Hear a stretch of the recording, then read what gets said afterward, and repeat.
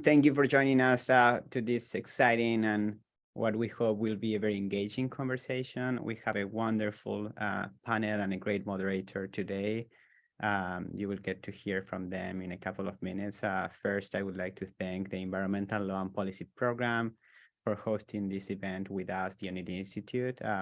Today, we're going to share, the panelists, I'm not going to share anything. The panelists will share their knowledge, exploring the links between environment and global health law in light of recent developments at the international, regional, and national levels. So with that, I turn it over to you, Lydia, and thank you everyone again for joining us today. Thanks, Andy, and welcome everyone. Today, I want to explore an area that is a little bit outside my comfort zone, and I'm hoping it's a little bit of outside everyone's comfort zones, which is that intersection between international environmental law and global health law. This has become more and more, the intersection has become more and more evident in recent years, particularly, and we're taking as our starting off point through this UN General Assembly resolution recognizing the human right to a clean, healthy, and sustainable environment. And I know when I saw this resolution, my first thought was healthy. What does that mean? What is a healthy environment? And does the environmental law community, do we interpret that word healthy in the same way that the health law community might interpret it? So I'm very happy to be able to bring together some experts in environmental law and health law and the intersections between environment and health law to discuss this interplay. We're going to have a pretty informal conversation today. I really invite all of the participants to add your questions to the Q&A section as we go along. We're going to talk, give the panelists some time to explore some of these ideas, and then we'll go to the questions that you put in the Q&A section and try to unpack those a little bit and use them as a jumping off point for additional discussion. So first, I'd like to ask each of the panelists to introduce yourselves and tell us in just a few words about your own interest in a right to a healthy environment. So let me start with Alex. Thank you so much, Lydia, and thank you, O'Neill and the International Environmental Law Institute. My name is Dr. Alexandra Phelan. I'm an associate professor at Johns Hopkins Bloomberg School of Public Health and a senior scholar at the Johns Hopkins Center for Health Security. And I work in particular at the intersection of international law and infectious diseases. And so for me, the right to a healthy environment has a paramount role in starting to think about how we prepare for and respond to international infectious disease outbreaks and pandemics, and how we can actually use law through the lens of human rights for starting to prepare for and prevent potential future outbreaks and pandemics. Thanks, Alex. Dan?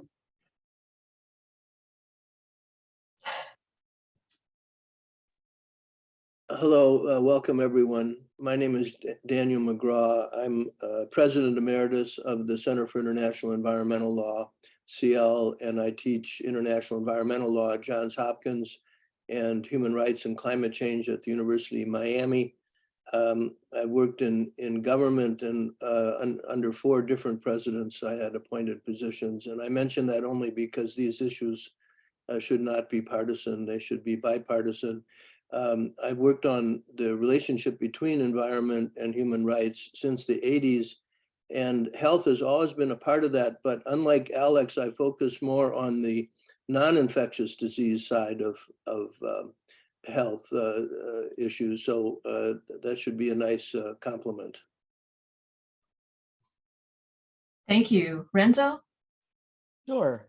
Well, good evening, everyone. I'm joining you from Manila. As you can see, it's very dark in my room. And I probably am the only person in this Zoom wearing pajamas. And I'm also the only probably non-lawyer in this room. I'm a physician by training, but I also have an advanced training in public health as well. And I'm the director of the Planetary and Global Health Program of the St. Luke's Medical Center College of Medicine in the Philippines, the first of its kind in the Philippines and Southeast Asia. And why am I so passionate about this issue? I'm not a lawyer, but early in my career, I actually imagined or dreamed of becoming one. But fate brought me to medicine and then to public health and then now to planetary health. But it seems that things are just going back full circle because now I have to master the law in order to advance the health of people and planet. I come from a country that is one of the most climate vulnerable countries in the world, the Philippines, frequented by typhoons coming from the Pacific, on the average 20 in a year, now growing in number and severity. And that means we need to do better in terms of protecting the health of our population in the face of the warming planet. And so I'm really thrilled to be surrounded by lawyers this evening. Thank you, Renzo. And we already have someone confirming you are not the only one in pajamas. Hello, Claudio. I know Claudio. So before we dive into the discussion of the right to a healthy and sustainable environment, let's get some background about the connections between environment and health. And let's keep the same order. So Alex, what are the connections between environment and health? So I'll stick to the infectious disease side of things, if that helps, because I'm sure we'll cover the field. So many of you may be familiar that climate change can operate and interact with ecosystems in indirect manners that can have health implications. So changing rainfall patterns, increasing temperatures can shift the location and the habitat of disease vectors such as mosquitoes. And we're already seeing the impacts of that globally. In the Northern Hemisphere, disease vector habitats moving northward, and in the Southern Hemisphere, habitats moving southerly. And so what that means is there are public health systems that have perhaps never had to face certain disease such as dengue that is particularly climate sensitive. And so seeing these shifts and changes have particular health implications for vector-borne diseases that are climate sensitive. It's a little bit more nuanced with diseases like malaria because you have the interaction between both the vector and the pathogen itself. And there are upper limits for many of these diseases as well, so temperature upper limits.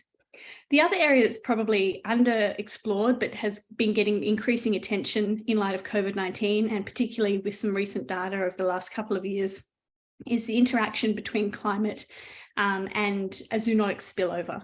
So we're now much more familiar with zoonotic spillover, having experienced a pandemic, but the shifting ranges of potential disease hosts or reservoirs as a result of land use change, as a result of climate change, has been demonstrated to increase the potential opportunities for spillover interactions and the opportunity for spillover. So pandemics of zoonotic spillover disease are also particularly climate sensitive in a way that perhaps had not been recognized historically. And they're just two examples of how climate can impact infectious disease. Yeah, Daniel, do you have anything to add? The two are integrally related. There's no way to separate them. If we consider all of the climate, or not climate, but the environmental crises facing us right now, Alex already talked about climate change. If we look at toxification of the planet, that clearly has implications for human health and other animal, floral and fungi health as well. Biodiversity is integrated or related. We live in the ecosystem around us in the biosphere. We need it to be healthy, and it provides solutions to some issues in terms of medicines. Antimicrobial resistance, estimates are that's killing 5 million people a year. That's obviously related directly to human health. Water shortages around the world and scarcity. Clearly that impacts human health. One can keep going. So there's no question there is a relationship. I would also say from a political point of view, having negotiated agreements and treaties and that sort of thing, it's extremely important to make the connection because a lot of people don't realize that. Policymakers in the United States, policymakers and diplomats in developing countries, they don't understand that we're talking about human beings as part of this question of a healthy environment. Renzo? Sure. Well, I think it's important to really keep on conveying this message that climate change is fundamentally a health issue. It's a matter of survival for all peoples around the world. There was a time when climate change has always been painted as an issue around, polar bears getting dehydrated. Of course, we love our polar bears and other creatures, great and small, to be living and thriving.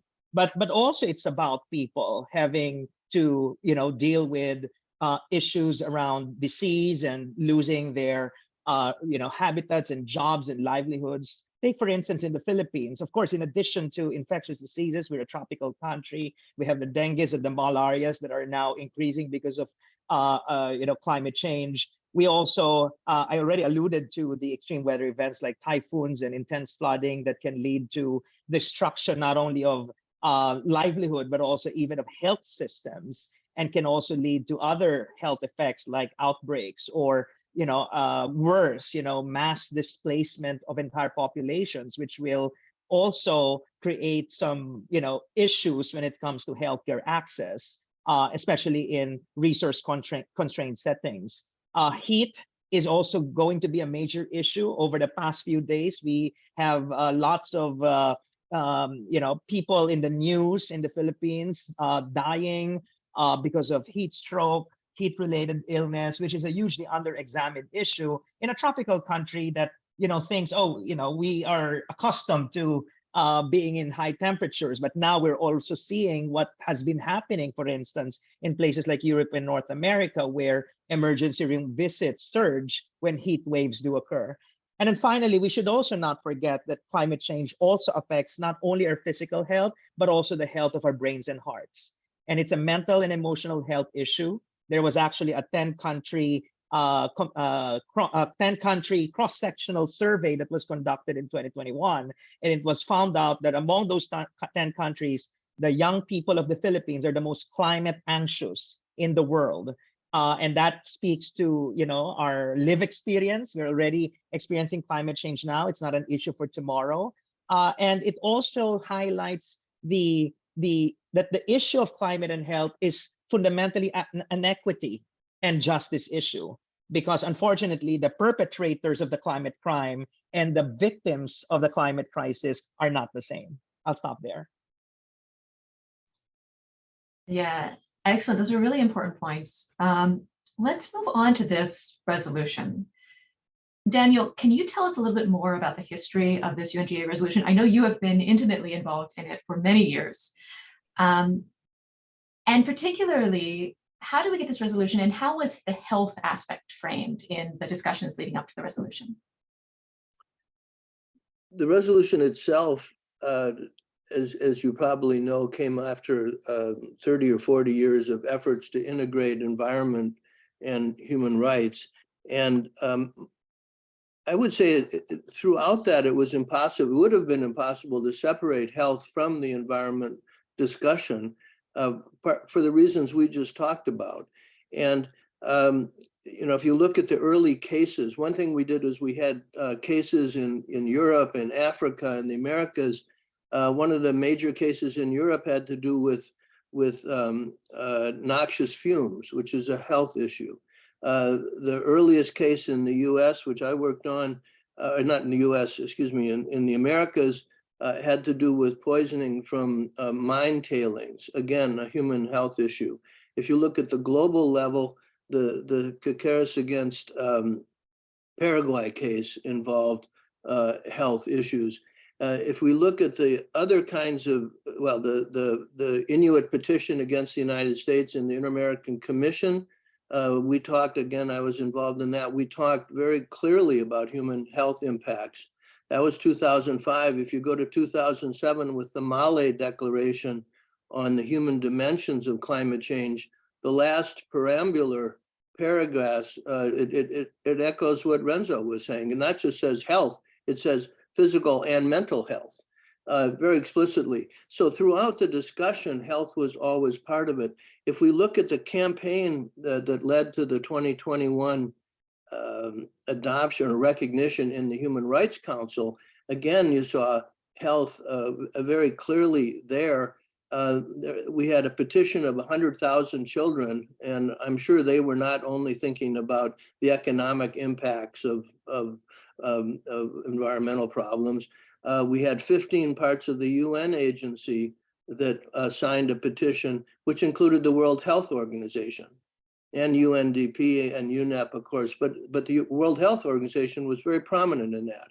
I could keep going with the different things we did globally to pull pressure together on and work with different countries. And the arguments we made with countries was very retail.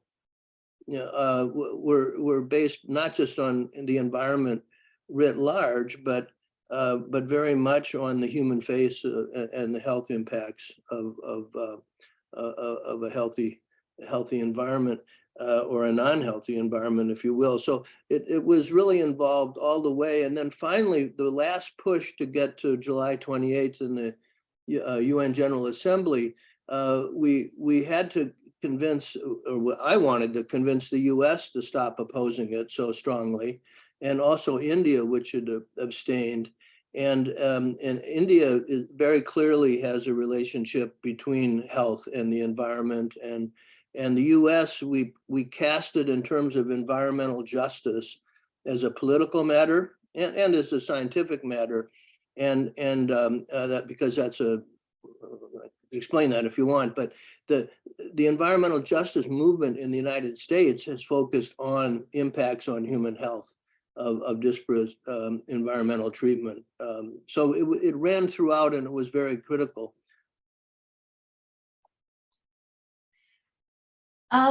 Alex, let's get your view as a member of the global health community. What are the implications of including the word health in this resolution? Yeah, so I think an interesting starting point is to think about how international law has historically been quite siloed into subject matter areas. And that's a function really of technical expertise and reflecting perhaps how domestic legal systems are structured and who goes to negotiations and who are sent as experts on delegations. And so environmental law and global health law as fields of international law have been quite separated.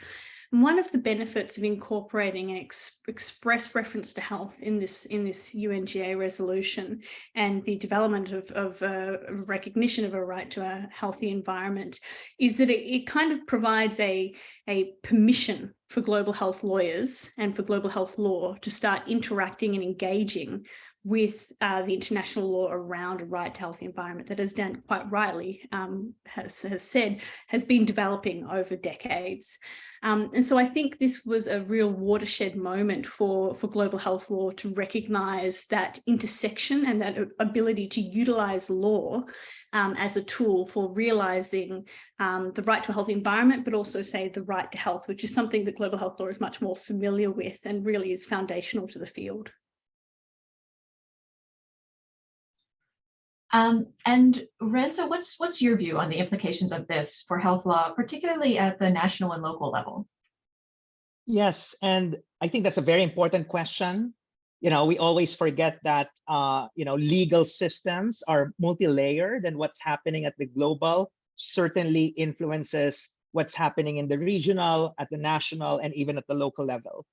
And so I guess, well, not just guess, I strongly believe that the inclusion of health in the right to environment and basically just coming up with this international instrument provides an enabler for national and local governments to actually improve the environment in the pursuit of health improvement and also the planet. I also, the Philippines, this is very, the 1987 Constitution of our country, which is actually patterned after that of the United States, mentions in our Bill of Rights that Filipinos do have a fundamental right to a healthful ecology. So the word health and ecology are already inextricably intertwined, even in our national laws. And over the years, the country has put in place laws, policies related to health, related to environment. And of course, the challenge has always been to make sure that, one, they're talking to each other, and number two, that they're actually implemented to benefit, people. So I can cite several examples of where, the health and environment nexus can be, a powerful force, especially at the local and national level. Maybe later on I can talk about those things. Yeah, that's a good segue. When we see a big global level resolution like this, a first question is really like, is it really going to make a difference? Like, what is going to be, like, in just concrete practical terms, what is going to be the impact of this resolution? So Daniel, can I first ask you, like, what do you think are the practical implications of this resolution for environmental protection and law? Is it going to help address the global environmental crisis and that joint environment and health crisis? I don't think there's any question that about whether it will help. This changes the pantheon of human rights, right? I mean, there was no reference to health in the 1948 Universal Declaration of Human Rights for reasons we all can imagine, since we weren't thinking that way then. And so just there's a symbolic importance here that will have impacts we don't know about.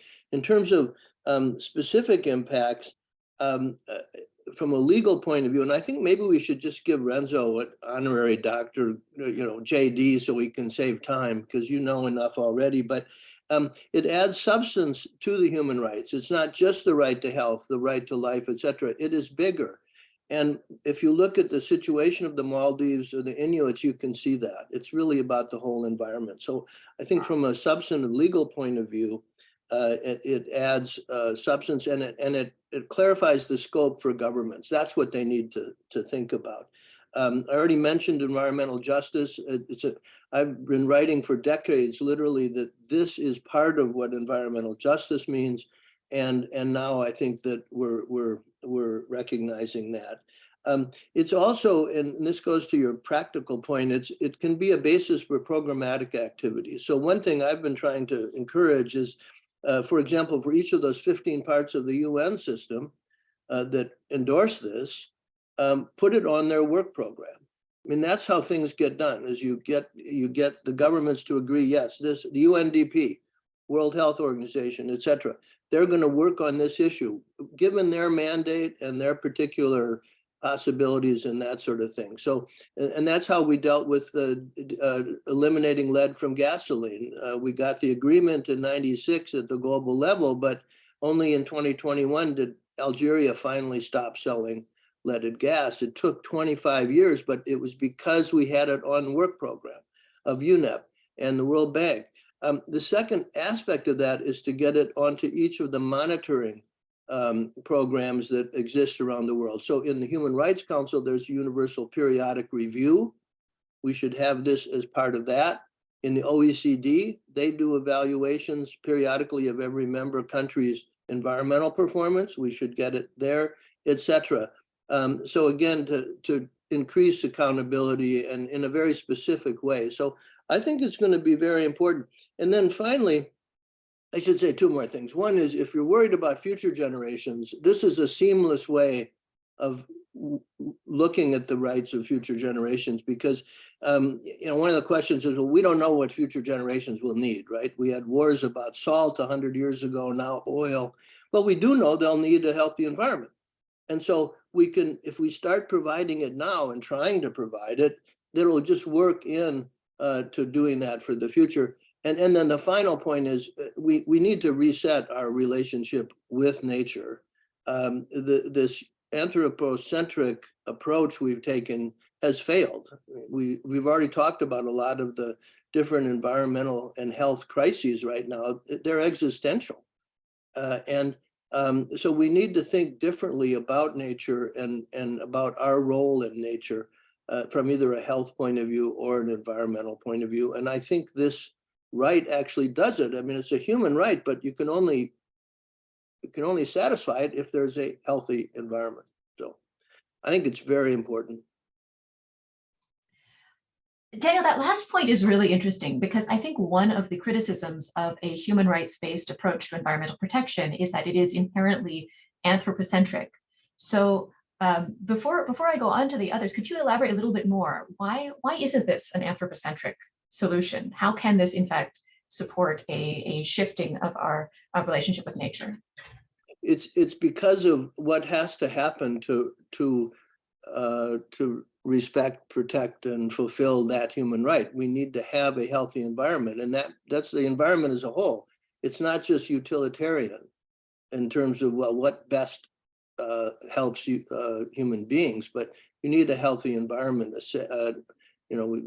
including sustainable, as you know, in the resolution, both in the Human Rights Council and in the General Assembly.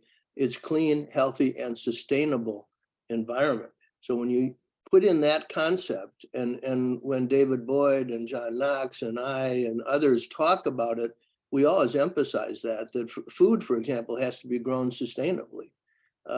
So that element, in my mind, clearly makes this a way of thinking about nature as, whether you say it has rights or not, it needs to be protected in its entirety. Yeah, I think that's excellent. And I also like you're tying it into the temporal dimension of looking towards the rights of future generations.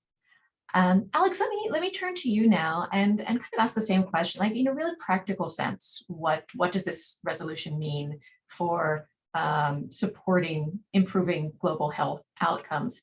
And then you had mentioned before a human right to health, and maybe you can elaborate a little bit more on that. Yeah, absolutely. So, I mean, the field of global health law can really trace so much of its origins back to the expansion of the right to health in the 1980s and the HIV/AIDS crisis and access to medicines, and the way in which the right to health was operationalized to address people's health inequities and injustices.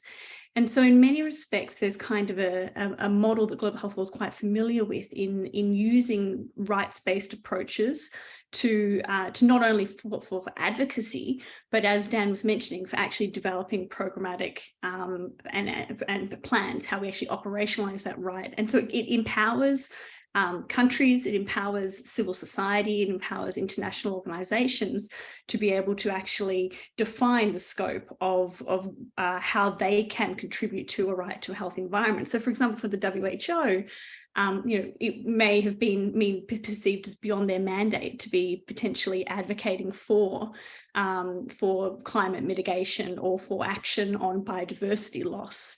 Whereas by framing it within this rights-based approach, it helps really define that mandate and give permission in a way that, if you're familiar with WHO's history and the legality of nuclear weapons case, they've been bitten before in the past in terms of trying to expand or step on a mandate. And I would just note that as of this morning at 10 a.m., the UN General Assembly has just put forward the advisory opinion, the ICJ advisory opinion, put a resolution up for human rights and climate change that has been adopted, which is great news and perhaps a step even further in this direction.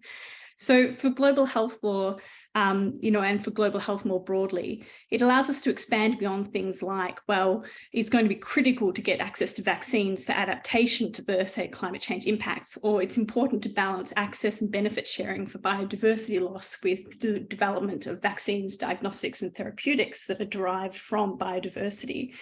And allows us to actually step into the realm of saying, hey, you can be advocating for a right to a healthy environment, and there is a place for these institutions, for civil society to play from the global health realm.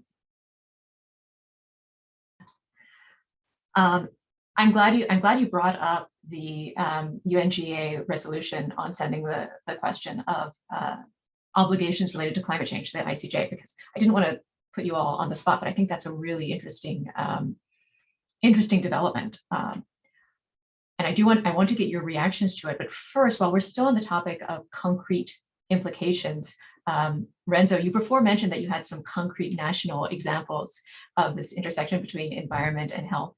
Can you share those with us?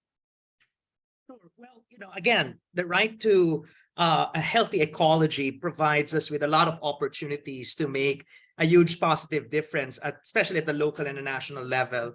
So, for example, and some of my examples. One, on the health side, many countries around the world are still trying to pursue the agenda, the unfinished agenda around universal healthcare. The Philippines is one. We have a national law that basically envisions universal healthcare for all Filipinos.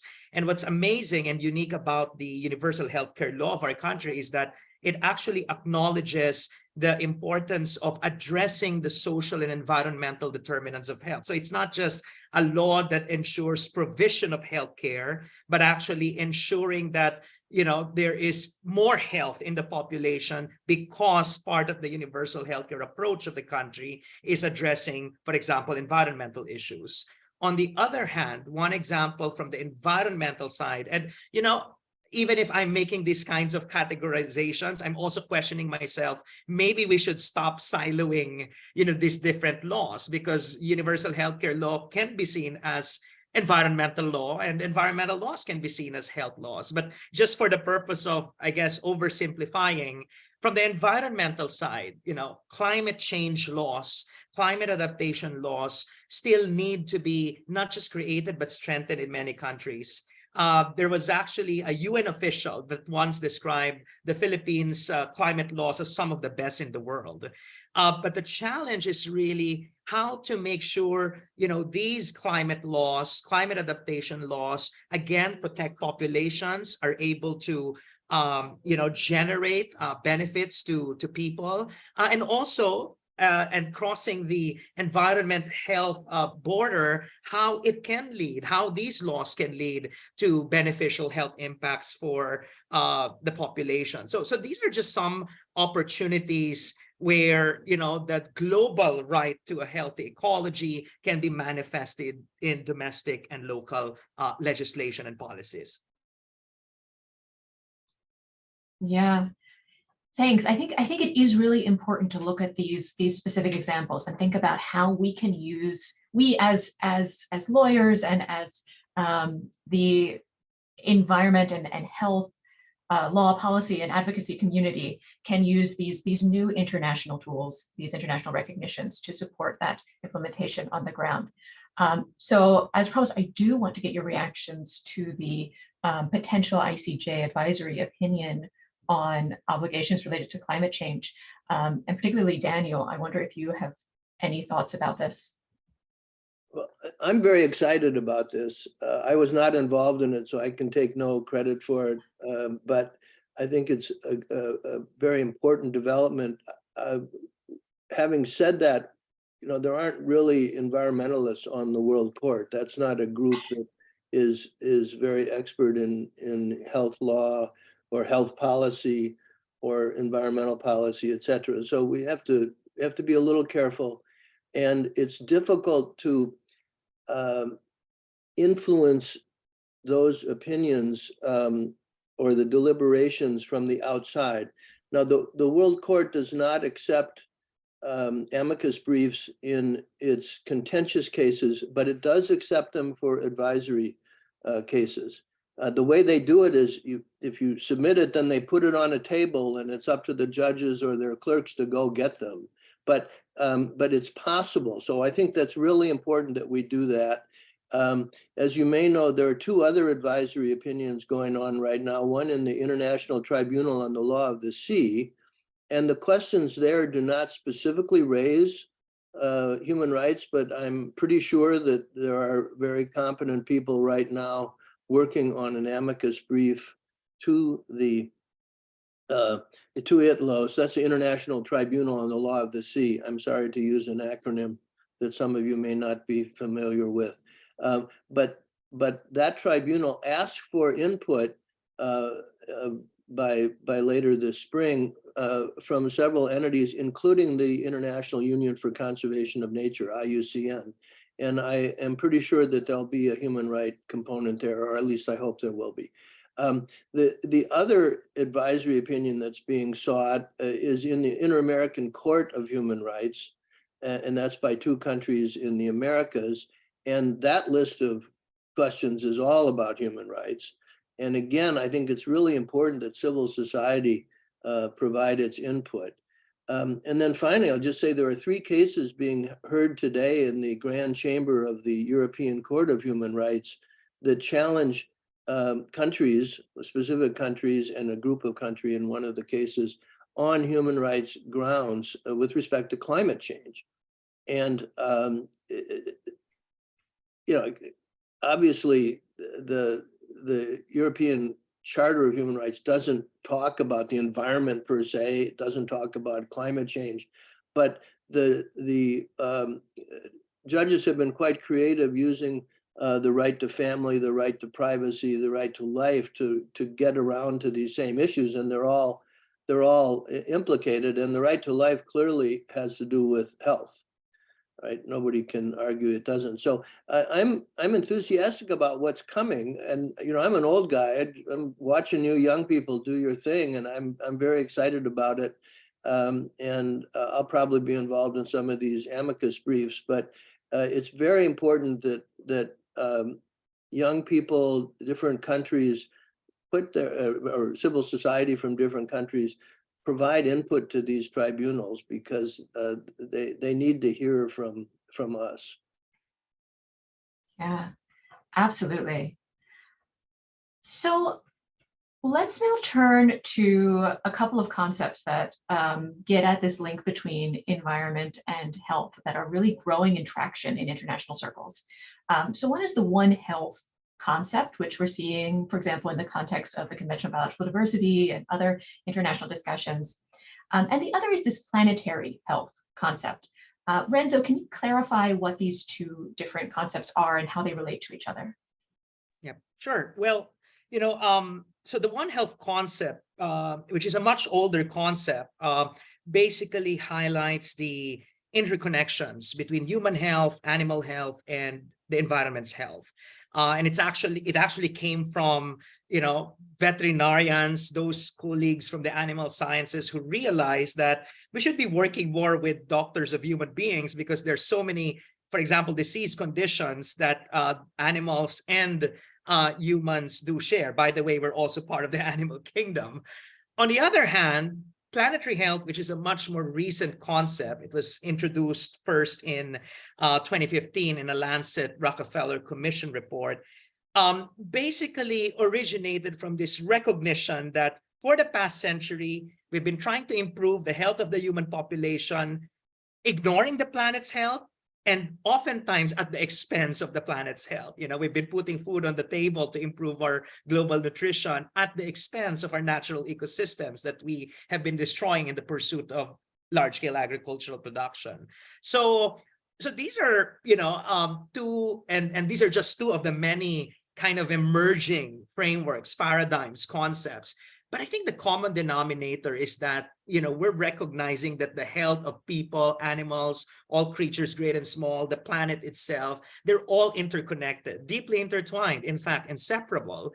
And therefore, we need a truly transdisciplinary, cross-sectoral, and holistic integrated approach to addressing, these shared challenges, taking into consideration equity and justice, and also intergenerational equity. In planetary health, we always say how we can become good ancestors to the children who are to be born 100 years from now, right? That they will read the history books and they will say, we've been good ancestors to them because we've come up with policies and laws that did not only benefit us, but also made sure that they live and thrive a century from now.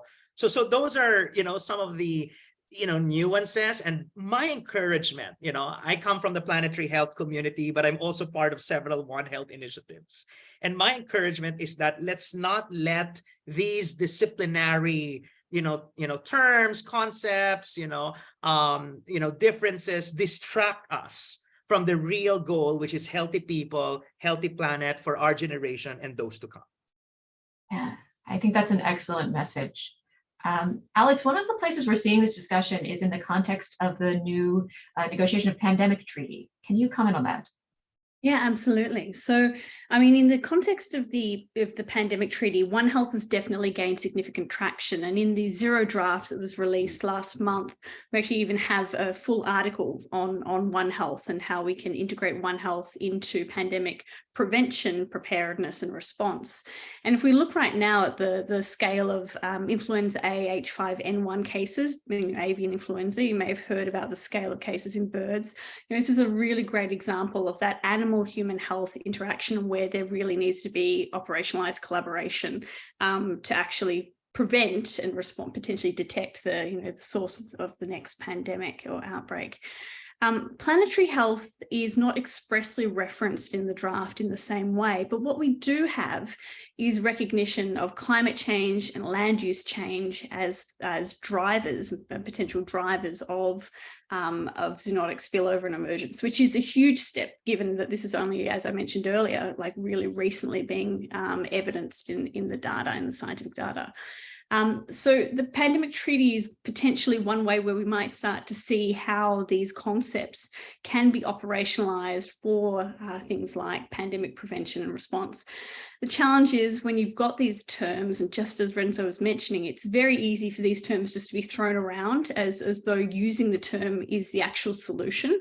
And what we actually need is translating this into actual action. So one great example would be, sharing notifications when we have an outbreak, say in birds, sharing those notifications with, say, WHO, and that interaction across the quadripartite, which is WHO, the World Health Organization, Food and Agricultural Organization, United Nations Environment Programme, and the World Organization for Animal Health.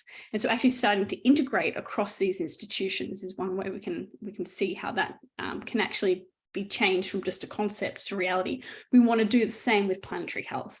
We want to be having action to mitigate climate change. We want to be having action to protect biodiversity. So there's a long way to go, but it's really heartening to see these concepts in operational provisions rather than just in preambular language. The last thing I'd say on that, and this ties us back to the right to a healthy environment, is there are express human rights provisions in the draft of the pandemic treaty, not just preambular language, which we unfortunately saw with the Paris Agreement.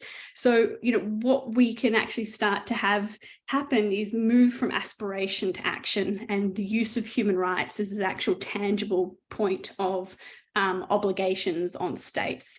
It'll be up to whether states incorporate this into the final agreement, but it's promising to start to see that. Yeah, I really like that phrase you used, operationalized cooperation. I think that is so important. I feel like we've been talking about breaking down silos for decades. Daniel, probably as long as you've been working in this area, we've been talking about breaking down silos, and it's often that it just stays at that kind of discourse level without really getting operationalized. So I think it's hopeful to see some of the actual concrete steps being taken and the frameworks being set up for real cooperation.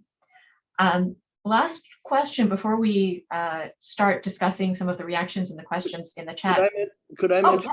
Yeah, please. just on putting human rights into the body of the pandemic treaty, the Framework Convention on Tobacco Control does that.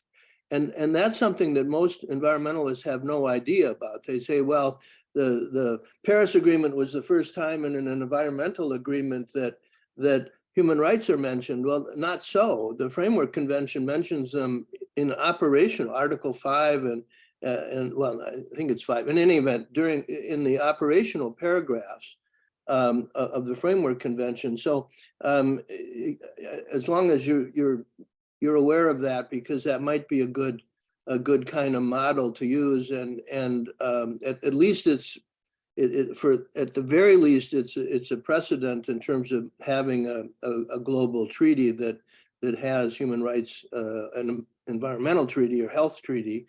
And no one would deny that that's a health treaty, the Framework Convention, in the operational paragraph. So that's great.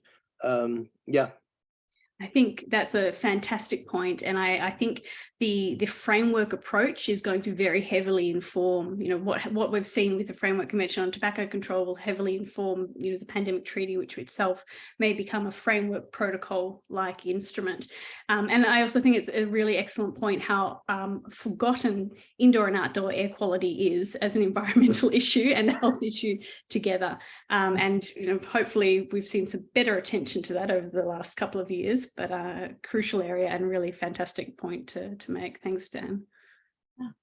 Well, that actually responded to my last question, which was what is the connection here between the international recognition of a right to a healthy environment and these discussions about One Health and planetary health in the context of the pandemic treaty and other contexts?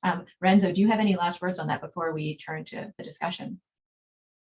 Well, of course, right now at the global level, the treaty is being deliberated. Unfortunately, some voices are more heard than the others. And so, yes, we need to be looking at the content, making sure One Health is strong, pandemic prevention is strong, human rights are strong. But I think we also need to look at the process. And unfortunately, there are strong, powerful forces that are also influencing. And I'm sure Alex, who's been monitoring the pandemic treaty, who has a lot of insights as to who these voices are and who these forces are. And we need to make sure that we are able to keep the process for example, safeguarded from commercial interests. I just came from a discussion on the commercial determinants of health.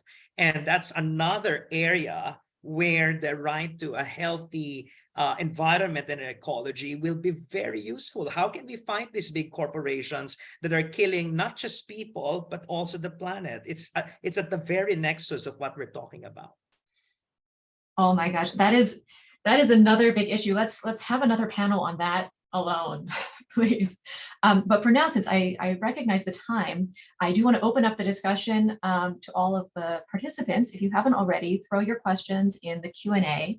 To lead us off in the discussion, I want to ask Matthew Carvalho, who is a Georgetown student, a researcher at O'Neill, and has been really instrumental in bringing this panel together. Can you lead us off with your reactions? Absolutely. Thank you, Lydia. And I just want to start off taking a moment to thank the incredible panelists that we have today for this discussion. If you have not had the opportunity to look at some of their research and look at some of the work that they've done, I really, really implore you to, because they're at the forefront of this field. And this field, as you can probably tell from this panel, is going to be very, very, very crucial in the years to come. As a young researcher myself and an aspiring lawyer, I appreciate the knowledge and passion that really came to this discussion, and witnessing people who have worked on this for years, decades, and really exploring this nexus shows how crucial this work is. And it is really aspirational to people like me who really are looking forward and really are invigorated to join this field and try to move a lot of this forward in the same way. I'll keep my comments short because I know we do have a lot of questions to get to. I do want to kind of reiterate what all the panelists said in relation to these silos that we see, particularly with international institutions. Whenever I've talked with policymakers or diplomats, the two big kind of discussions that have come up for people who aren't directly associated to health and environmental fields are climate change and pandemics. And they kind of are starting to be used as these buzzwords, which we've been kind of talking about, but without actually giving thought to why those might be the two concepts we're talking about in the first place, kind of in these governmental fields. And I think having a panel like this that actually shows the crucial connection between those two identifies where the solutions will come and where the solutions will come from. And one thing that was really important with that is civil society engagement. It's something we've really seen from the environmental field and growing in the health field. And I think that civil society participation is going to be very, very crucial in trying to move this nexus forward in a lot of ways. And then finally, I think something that was really important that was hit on when we talk about health, that's not just human health. That's not just the health of humanity. That is really the health of the planet, the health of the biosphere, and kind of having this mentality shift and this paradigm to how we look at health in the first place and how we study it, and particularly how we govern it, is going to be very, very crucial. Looking at pandemics, looking at climate change, looking at biodiversity loss, and looking at this right to a healthy environment going forward. So I'm looking forward to the questions in the panel, and I just want to thank the panelists one more time for this absolutely incredible conversation. Thank you so much, Matthew. Okay, so let's go to some of these questions, and recognizing time, I'm going to try to group them a little bit. So first, We have a couple of questions that get to this topic that I think needs to be its own panel. What about the political issues, and the potential corporate interests? So from Claudio, we have, are we risking to talk too much about the consequences, i.e. the effects, and leaving less time for the upstream determinants, i.e. the political issues of the you-know-who who are tampering with the environment? And then we, well, actually also from Claudio, what is the reaction of political leaders and corporate CEOs to the IPCC summary, and is this resolution going to fare better? Any comments on that? I mean, we are in a particular geopolitical and also just political climate. So I'll make a very brief comment. I think as international lawyers and working in international law, we can often look at international law from the perspective primarily of what obligations are we putting on member states and international organizations. And we can get caught up in the high level world. I think the reality of something like a rights-based approach, particularly this, right to a healthy environment, is how it empowers grassroots and community level organizations, because that is where we're going to get the advocacy and the movements for systems level change that is required to address global inequality particularly between global north and global south, in terms of who has contributed to environmental damage and destruction, and who is then disproportionately impacted by environmental damage and destruction, but also things that are more systemic, thinking about how do we deal with transnational corporations and a capitalist system that requires those grassroots direct advocacy approaches. So I think we need to remember what level are we actually operating at for change and systems change. Yeah, Renzo. Yeah, very briefly, in addition to what Alex has mentioned, especially at the local domestic level, when we're talking about human rights protection, environmental protection, health protection, we need to think about taking care of our environmental and health defenders. In the Philippines, for instance, and we've always topped the global rankings when it comes to the extermination, unfortunately, of environmental defenders, truth defenders, health defenders. We always say they're already becoming an endangered species in the country. We need to make sure that when we address this nexus of environment and health, we should also put the necessary safeguards against the corporate interests, but also to protect, those who are in the front lines, trying to make sure that these environmental and health laws that we passed are actually implemented and enforced and benefiting people's lives. Yeah, Daniel. I'd like to endorse both those statements. The fact that 4 environmentalists are murdered every week on average is absolutely intolerable. And the question about businesses generally and in relation to environmental human rights defenders, and we have to have a different paradigm. The guidelines on business and human rights are totally inadequate. And Alex's point about capitalism, we face a real conundrum here.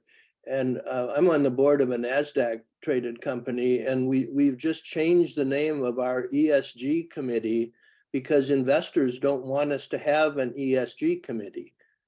They think that will damage the value of our stock, which is maybe right given the pushback right now. So now it's called the environmental impact. We'll still do the same thing, but this is not a pretty picture, and it's not a pretty picture in terms of civil society activism. I couldn't agree more with what Alex said and Renzo.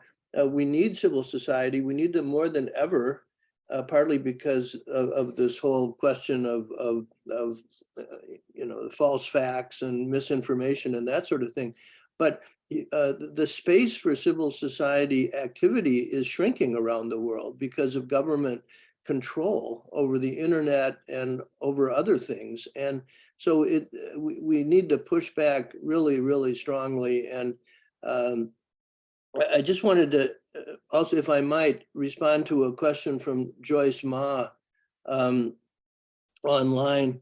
And she asked about, well, what about chemical spills and that sort of thing? And I think there's been too little recognition or attention paid to human rights obligations with respect to disasters, both in terms of trying to prevent them, but also once they occur, what sort of obligations do states have, nation states have in response to that. So you're absolutely right, Joyce.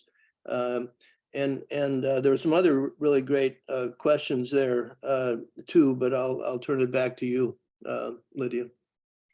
Yeah, so there are a couple of questions about balancing human right to a healthy environment with other rights, like a right to energy or a right to clean water and sanitation. I'd like to hear your comments on that, and also end with a hopeful note. We had a comment from Laura Fleming. What are some of the positive opportunities for human health and well-being to interact with a healthy environment? Could I take a shot at that? Well, first, when people talk about conflicts between rights, the first question is whether there really is one.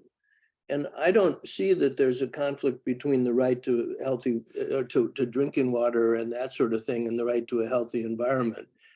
You could imagine situations where there's a little, maybe a difficulty, but generally speaking, I think those two are quite consistent.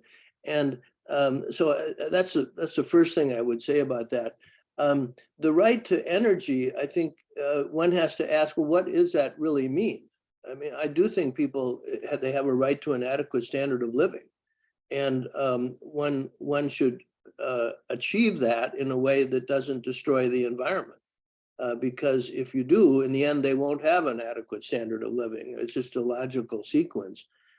So I mean, they're very important questions, but I don't think that if one approaches them in a holistic manner and not in these silos that we've been talking about, that there really is a contrast. It's really a matter of working it out. Renzo was good in terms of talking about where his passion came from. Mine came from my Peace Corps activity in South India. I went there for social justice purposes, but I realized that the over harvesting of wood and deforestation was causing social impacts and economic impacts right away. And so I got the environmental fervor as part of that whole picture. And again, it's looking at things as a whole. And the final point is that's really hard in governments. It's really hard in governments because each agency within a government has its own mandate. They try to push that. The environmental and health ministries often are not as powerful as the economic and military ones. So there's a silo issue at different levels that affect or a silo problem at different levels that affect the issues we're talking about. Thank you. Renzo. Yeah, very quickly, I think this is where global solidarity and global governance are very much needed. Because these countries that are enjoying neither the right to healthy environment, nor the right to energy, nor the right to healthy food, these are countries that have been victimized by centuries of colonialism. They are also currently victimized by the entry of transnational corporations, many or almost all of them headquartered in the global north. And these are also now the countries that are bearing the brunt of the multiple, now they have this new term, polycrisis, right? Of conflict, COVID, climate, etc. And so we should not totally put the onus on these countries to make a choice and be pitting different rights against each other, when in fact, there's a much bigger story behind these deprivations that are caused by the inequitable, unfair, unjust global system that is not only happening now, it's very much historical. Is there a role for reparations when it comes to achieving the right to health, the right to environment, the right to energy, so on and so forth? So, and maybe that's another topic for another webinar. Thanks. Absolutely. Alex, can I give it to you for the last word? I think that the point that Renzo made just now is a really appropriate one to wrap on. And I think the one thing I would add to that is, how do we translate that, not just reparations in terms of financial reparations, but broader technological advances that will enable both a right to healthy environment, but other things like a right to adequate living condition. And that requires dismantling some of the global governance structures that support barriers to access to that technology. That includes thinking about, do we get rid of the TRIPS agreement completely, the trade-related aspects of intellectual property rights that Anne Orford has put forth? What do we actually do to realize technology transfer when we have a technology, whether it be a vaccine, whether it be and environmentally sensitive technology? How do we actually ensure global manufacturing capacity and access to these technologies beyond IP barriers and supply chain issues? So taking this call to action for global solidarity and actually translating it into actual outputs and actually getting these technologies into people's hands and into jabs into arms, that's the steps that we need to be taking. And that's where the global north really has to stop and think about, in negotiations to things like the Pandemic Treaty, the High Seas Treaty, for other international cooperation, there is a real onus on the global north to actually start taking action and responding to the calls of the global community, in particular from the global south. And that's an obligation that they really have to realize now. I think that is an excellent note to end on. So thank you so much to all of our panelists. Thank you to all of our attendees for wonderful questions. Thank you to the O'Neill Institute. Really thank you to everyone who made this panel possible.